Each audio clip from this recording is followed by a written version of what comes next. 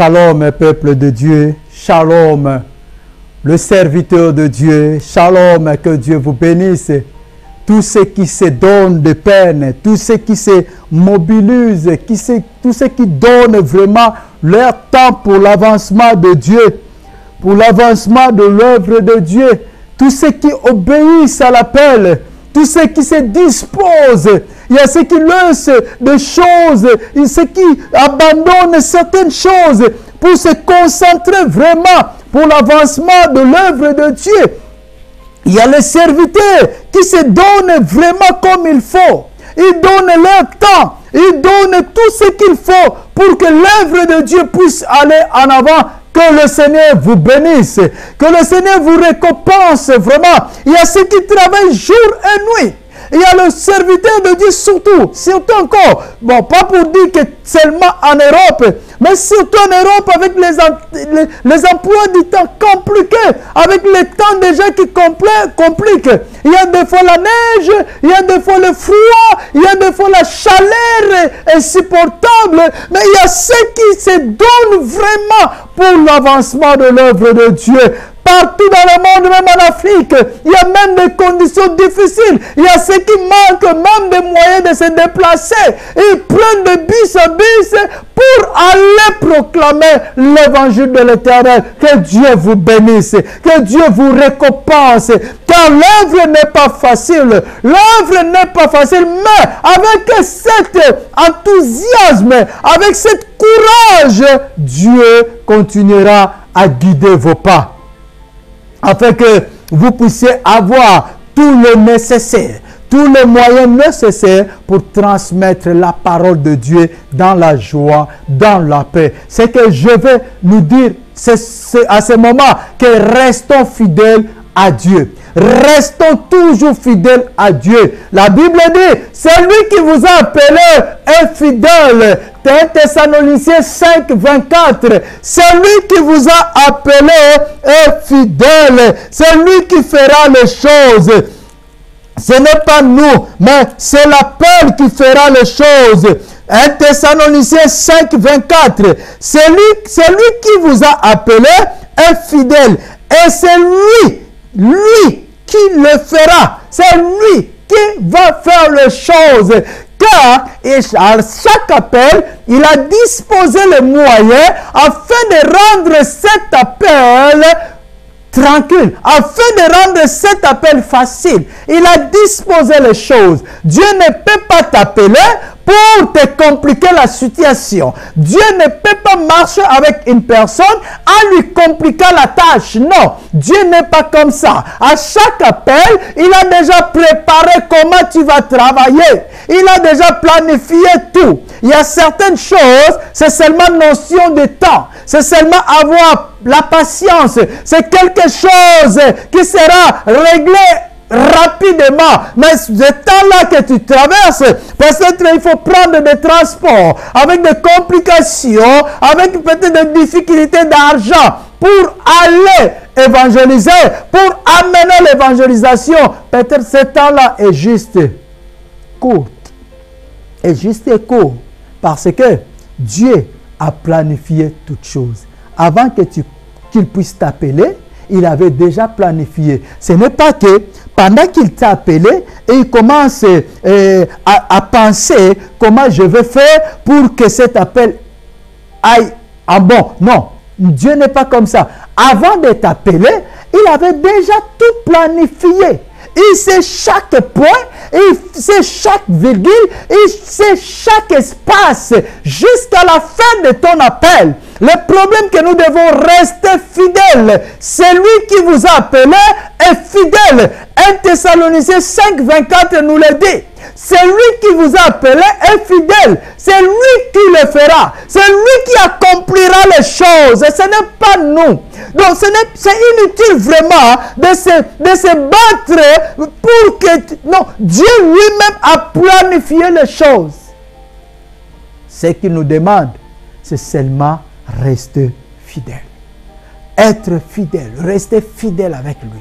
Restez fidèle à cet appel, car cet appel, il l'amènera comme il a désiré.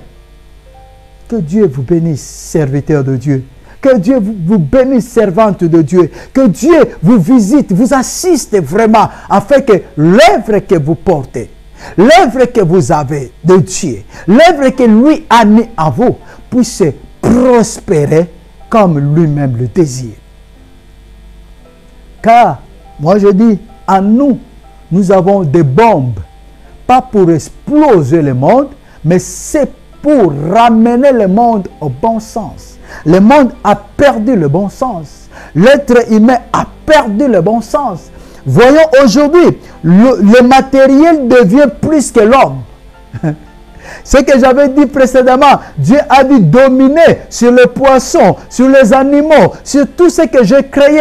Mais aujourd'hui, si nous voyons, nous allons remarquer une chose. Les choses deviennent plus précieuses que l'homme. On néglige l'homme et on tient aux choses. On prend en considération les choses et on néglige l'homme. Mais Dieu, le Dieu que nous servons, est fidèle. Il fera de sorte que cette œuvre de ramener l'homme au bon sens puisse aller. Il y aura encore ceux qui seront sauvés et continueront à être sauvés. Chaque jour, il y a les gens qui viendront dans le Seigneur. Chaque jour. Parce que ces bombes n'est pas pour exploser le monde, mais c'est pour ramener les gens au bon sens. Et fais cette œuvre vraiment comme Dieu le désire. Fais cette œuvre avec cœur. Fais cette œuvre avec cœur. Et Dieu nous récompensera. Parce que c'est lui le maître. C'est lui le patron. C'est lui le boss. C'est lui qui règne. C'est lui qui fait tout. Que Dieu vous bénisse, serviteurs de Dieu. Nous sommes toujours dans ce thème de la vie nouvelle. Notre temps de partage qu'on a intitulé « Une vie nouvelle ». Une vie pleine d'abondance, une vie pleine de joie, une vie pleine de paix. Et notre objectif, c'est de ramener le peuple à vivre cette vie, à ramener chacun de nous à la conscience, à ramener chacun de nous à comprendre comment vivre cette vie. Qu'est-ce que je dois faire? Comme ce jeune riche qui demanda à Jésus, « Oh maître, bon maître, qu'est-ce que je dois faire pour hériter le royaume de Dieu? Qu'est-ce que je dois faire pour hériter le royaume de Dieu? » Jésus commence à lui dire quoi? Il commence à lui dire le commandement. Il parle des commandements. Lui, il a demandé, qu'est-ce que je dois faire pour hériter le royaume de Dieu? Et Jésus commence à lui parler des commandements. Parce qu'il sait, c'est seulement en respectant le commandement que tu dois hériter le royaume de Dieu. Donc, c'était tellement clair. C'est ça notre objectif. Ramener chacun de nous à vivre cette vie nouvelle. Montrer à tout et chacun comment, qu'est-ce qu'il demande, qu'est-ce qu'il faut pour que chacun de nous puisse vivre cette vie nouvelle. Donc, je suis en train de chercher ce passage, comme ça nous allons le lire. L'objectif c'est ça, ramener tout et chacun de nous, afin que chacun sache qu'est-ce qu'il doit faire pour vivre cette vie nouvelle. Qu'est-ce qu'il doit faire? Qu'est-ce qu'il a besoin pour vivre cette vie nouvelle? Oh, que Dieu soit glorifié. Je n'ai pas encore trouvé ce passage, mais je l'ai dit parce que je connais le passage. Il a dit, qu'est-ce que je dois faire pour hériter le royaume de Dieu? Jésus lui a dit, tu connais le commandement. Tu connais le commandement. Directement, il a pointé au commandement. Que tu connais le commandement. Ah, voilà. Oh, Saint-Esprit, sois glorifié. J'ai trouvé le passage. Matthieu 19. Matthieu 19, 16. La Bible dit ceci. Alors un homme s'approcha et dit à Jésus, Maître, que dois-je faire de bon pour avoir la vie éternelle? Il lui répondit, pourquoi m'interroges-tu sur ce qui est bon? Un seul est bon. Un seul est bon. Si tu veux entrer dans la vie, observe le commandement. Lesquels, lui dit-il? Et Jésus répondit, tu ne commettras pas de meurtre, tu ne commettras pas d'adultère, tu ne diras pas de faux témoignages, tu ne commettras pas de vol. Honore ton père et ta mère, et tu aimeras ton prochain comme toi-même. Donc, il lui dit le commandement. C'est ça notre objectif. Amener tout et chacun de nous, amener les chrétiens à comprendre qu'est-ce qu'ils doivent faire pour vivre cette vie nouvelle. Et cette vie nouvelle n'est pas outre que la parole de Dieu. Connaître le commandement, connaître les Écritures, connaître ce que je dois faire et ce que je ne dois pas faire. Connaître comment prier, connaître dans quel état je dois être, comprendre, je dois m'humilier quand je commets le péché. Et ce n'est pas que je suis en train d'encourager le péché, que nous puissions commettre le péché tranquillement parce que je dois m'humilier devant Dieu, je demanderai pardon. Non, il y a des lignes rouges. Quand on parle de péché, il faut savoir qu'il y a des lignes rouges. Il y a d'autres péchés qui sera suivi de conséquences. Nous avons ça dans le livre de 2 Samuel, chapitre 11, la vie de David. Au chapitre 12, lorsqu'il a fait tuer Uri pour prendre sa femme, il a commis un péché de sortir avec une femme qui était mariée. Au lieu de s'humilier devant Dieu, non, il cherchait à camoufler son péché. C'est quelque chose qu'il a commis avec son cœur, son âme, sa conscience. Parce qu'on lui avait dit que cette femme, c'est la femme de ton serviteur Uri. Donc il a commis ce péché avec âme et conscience. Et faisons attention à ce genre de péché parce que ça suit des conséquences. Il y a des conséquences dans ces choses. Et si nous voyons au verset 12, quand Nathan s'est approché de David pour lui dire le parabole qu'il avait dit, et David a dit, cet homme ne vivra pas, il mérite la mort. La Bible dit, Nathan dit, cet homme c'est toi. Et la Bible dit quoi? Nathan dit à David, comme tu as commis ces choses, l'épée ne s'éloignera plus de ta maison. L'épée ne s'éloignera pas de ta maison. Pourquoi? Parce qu'il a commis ce péché en âme et conscience. Il savait ce qu'il était en train de faire. C'était mauvais, mais il a fait. Donc il ne faut pas franchir une ligne rouge pour dire que je vais demander pardon. Il y a des péchés que nous commettons sans pourtant se rendre compte que c'était péché. C'est que la Bible dit, si nous disons que nous n'avons pas commis de péché, nous sommes des menteurs. Cela ne veut pas dire que je sais que offenser c'est mal, je sais que trahir c'est mal, je sais que comploter le mal contre quelqu'un c'est mal, je le fais pour dire que nous tous nous avons des péchés. C'est ça notre objectif, d'amener tout le monde à comprendre qu'est-ce que je dois faire et qu'est-ce que je ne dois pas faire. Qu'est-ce que je dois faire pour hériter le royaume de Dieu? Jésus l'amène à comprendre le commandement. Et la Bible dit, l'épée était dans la maison de David. Premièrement, l'enfant qui était né est mort. L'épée est entrée. Deuxièmement, son fils a violé sa fille. Donc, entre les enfants, il a violé sa fille. Et après, le frère de la sœur, de la fille, Absalom, a su cela, il a tué son frère. Donc l'épée est entrée par le péché. Jusqu'à ce que Absalom a cherché même à tuer son père. L'épée est entrée. Il y a les gens qui comprennent mal ces choses. Absalom a cherché le mal contre son père. Mais c'est ce que Dieu avait dit. L'épée ne sortira plus de ta maison. Comme tu as commis ces choses.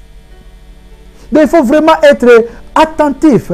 Il faut vraiment marcher bien avec Dieu, bien-aimé. Parce que ce n'est pas à nous de juger Dieu que ce péché est pardonnable et ce péché n'est pas pardonnable. Ce n'est pas à nous. Ce n'est pas nous qui devons déterminer, ici tu es obligé de me pardonner, ici. Non, non, ce n'est pas nous. Tout, c'est lui. C'est lui qui décide. Alors soyons humbles. L'objectif, c'est ça, bien-aimé. Amener tout un chacun de nous à vivre cette vie nouvelle. À montrer tout un chacun de nous qu'est-ce que je peux faire. Et surtout, nous parlons de la prière. La prière est un sujet tellement important, un sujet clé de la vie chrétienne. Parmi les sujets clés de la vie chrétienne, nous voyons la prière. Et comment prier? Les disciples ont demandé même à Jésus, montre-nous comment prier comme Jean-Baptiste a montré à ses disciples. Montre-nous comment prier. Pourquoi? Pour ne pas prier en erreur. Pour ne pas être erronés dans nos prières. Nous voulons prier. Lorsque nous prions, que nous voyons le résultat. C'est ça le désir de tout un chacun. Quand nous prions, nous avons besoin de voir le résultat. Mais quand nous ne savons pas comment prier, quand nous prions c'est dans l'ignorance, c'est là que nous ne voyons pas de résultat. Oui, le résultat dépend aussi de Dieu. C'est lui qui est le maître de toutes choses. Mais quand nous prions dans l'ignorance, cela veut dire que cette prière devient même abomination. Dieu ne tient pas compte de, pas seulement il ne tient pas compte de ça, mais ça devient encore lourd à ses oreilles. Donc ce qui veut dire, cela veut dire quoi? Nous prions, mais ce n'est pas que nous prions pour que Dieu puisse intervenir à notre faveur. Mais nous prions, nous rappelons encore à Dieu, méchants que nous sommes, pour que Dieu puisse intervenir à notre défaveur. C'est très important la prière. La prière peut appeler le bien. La prière peut aussi appeler le mal. Surtout quand on prie dans l'ignorance. Comment prier? Matthieu 6. Nous sommes au verset 10. Que ton nom soit sanctifié. Que ton règne vienne. Que ta volonté soit faite sur la terre comme au ciel. Là, c'est Jésus qui montre aux disciples comment prier. Et nous sommes en train de décortiquer par l'aide du Saint-Esprit cette prière. Que ton nom soit sanctifié. J'avais déjà commencé dans précédemment, que ton nom soit sanctifié. Et je continue dans cette direction. Que ton nom soit sanctifié. Nous avons seulement cette phrase. Nous allons développer cette phrase. Que ton nom soit sanctifié. On avait parlé de Exode 27. On ne peut pas dire le nom de Dieu, nom de l'Éternel en vain. On ne peut pas parler du nom de l'Éternel en vain. Exode 20, verset 7. Nous allons lire ça pour que nous puissions développer cette phrase que Jésus a dit, que ton nom soit sanctifié. Exode 27, la Bible dit, tu ne prendras pas le nom de l'Éternel ton Dieu en vain, car l'Éternel ne tiendra pas pour innocent celui qui prendra son nom en vain. Et tu ne prendras pas le nom de l'Éternel en vain.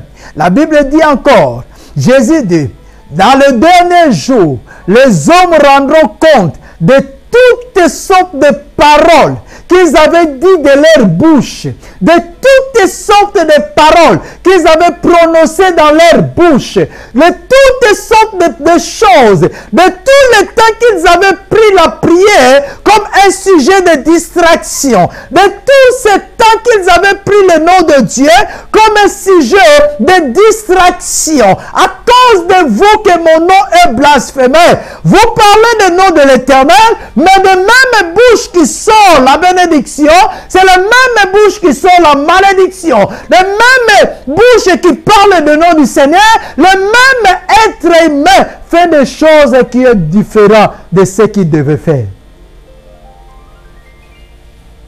Et souvent nous disons cette phrase, Jésus est venu et nous ne vivons plus dans l'Ancien Testament. Or lui-même a dit, je ne suis pas venu pour abolir la loi, mais je suis venu pour accomplir la loi. Je suis venu pour vous dire que lorsque vous disiez que ton nom soit sanctifié, vous devez comprendre une chose, que vous ne pouvez pas prendre ce nom en blasphème. Vous ne pouvez pas prendre ce nom comme un jet. Vous ne pouvez pas parler de ce nom. Vous ne pouvez pas souiller ce nom. Voilà. Vous ne pouvez pas souiller ces noms. Parce que lorsque nous parlons que nous sommes des chrétiens, lorsque nous mettons l'identité de Christ à nous, lorsque nous parlons que moi je suis chrétien, cela veut dire quoi? Le monde nous regarde. Le monde attend de nous que nous puissions marcher comme il faut, que nous puissions marcher en bien. C'est ça ce que le monde attend de vous, de nous. Paul dit, vous êtes une lettre écrite. Une lettre écrite. Donc vous n'êtes plus vous. Mais vous êtes une lettre écrite. Et chaque fois que les gens vous voient, ils voient ce qui est au-dedans de vous. Ils voient la lettre. Ils voient l'identité que vous avez. L'identité des chrétiens. Ils voient ces choses. Lorsque vous parlez au nom du Seigneur, les gens voient le Seigneur qui est en vous. Et ça sera catastrophique. Ça sera vraiment cacophonie que les gens voient une autre personne qui parle du nom du Seigneur et la même personne fait d'autres choses qui est le contraire de ce qu'il est en train de parler. Que ton nom soit sanctifié. Jésus est en train de nous rappeler que le nom que vous parlez, le nom de Dieu, vous devez savoir que ce nom est saint. C'est là que la Bible dit, Pierre a dit, soyez saints comme votre Père est saint. Soyez saints. Vivez dans la sainteté, comme votre Père est saint. Lorsque vous vous présentez pour prier, il faut d'abord se mettre en lignée de Jésus. Il faut d'abord se mettre en ordre avec Dieu. Il ne faut pas prier pour impressionner les gens. Il ne faut pas prier pour montrer aux autres que vous savez prier. Il ne faut pas prier pour montrer au monde que vous savez prier. Il ne faut pas porter la Bible pour montrer au monde que vous êtes chrétien. Non, ce que le monde attend de nous, c'est de vivre. C'est de vivre que nous sommes chrétiens. Et non de montrer que nous sommes chrétiens. Ou de parler que nous sommes chrétiens. Le monde a besoin de vivre cette vie que nous sommes des chrétiens. C'est à cause de vous que mon nom est blasphémé. Vous parlez beaucoup des noms de l'Éternel. Vous parlez beaucoup des noms de Dieu. Vous parlez beaucoup des noms de Jésus-Christ. Mais vous n'avez pas ce Dieu. Vous n'avez pas ce Jésus-Christ. Et sans même rendre compte qu'on prend le nom de l'Éternel en vain. Dans chaque chose, même pendant que tu sais ce que tu es en train de faire, ce n'est pas bien, tu prends Dieu témoin. Les hommes rendront compte de tous les mots qu'ils avaient prononcés. Tous les mots. Pendant que tu commets les choses mauvaises, mais tu prends Dieu encore témoin en utilisant son nom. C'est le Dieu que je serve, le Dieu que je prie, le Dieu... Donc toujours il y a ce nom, il y a toujours ce nom, le Dieu que c'est ci, le Dieu que c'est là, le Dieu que c'est là, et nous prenons ce nom. Nous jouons avec, sans se rendre compte que c'est un nom saint, c'est un nom sanctifié. Que ton nom soit sanctifié. Donc, ce qui veut dire, lorsque nous nous approchons de ce Dieu-là, en reconnaissant que c'est un nom sanctifié, donc ça va nous alléger. Ça va nous amener à comprendre comment prier. Ça va nous amener, je comprends directement que je m'approche devant quelqu'un qui est saint. Je m'approche devant un homme qui me voit, qui voit tout. Notre Père qui est au ciel. Je m'approche devant quelqu'un qui voit même ce qui est dans mes intestins. Il voit ça. Que ton nom soit sanctifié. Si je comprends déjà, le Dieu que je prie, c'est un Dieu qui voit tout. Notre Père qui est au ciel. Si je comprends que ce nom-là que je suis en train de dire, c'est un nom qui est sanctifié, qui est un nom qui est saint, cela veut dire, ça m'allège déjà. Ça me fait comprendre dans quelle direction je dois prier. Ça me fait comprendre que je ne peux pas jouer avec ce nom. Parce qu'il voit tout. Ça me fait comprendre que je ne peux pas blasphémer ce nom. si j'avais commis les choses qui n'étaient pas bien, oh, même sans se rendre compte, je peux que me laisser, me jeter, commencer à pleurer pas avec des larmes seulement. Oui, pleurer avec des larmes, oui, pour demander pardon, c'est aussi une bonne chose. Mais au-dedans de moi, si je pleure avec mes larmes, au-dedans de mon cœur, il y a aussi des larmes. Parce que je reconnais que j'ai blasphémé, que j'ai souillé le nom de l'Éternel. Que je n'ai pas pris au sérieux le nom de l'Éternel à commettant les péchés. Que ton nom soit sanctifié. Regardez, c'est tellement long. Mais je crois, avec le paix que Saint-Esprit m'a donné, vous avez compris, nous avons compris comment une chose que nous prenons à la légère. Nous parlons même ça comme citation, comme récitation. Mais regardez les profondeurs de ces choses. Et lorsqu'on comprend ces choses, c'est là qui nous amène à vivre cette vie nouvelle. C'est là qui nous amène à comprendre maintenant, je prie qui et comment je peux prier. D'abord, je prie qui, il est où, il est comment, quel est son état et comment je vais être avec lui.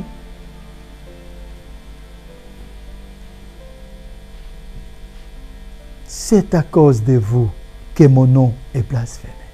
Bien-aimés, nous allons nous rendre compte enfin que nous ne prions pas pour être des hypocrites, mais nous prions parce que nous connaissons ces dieux.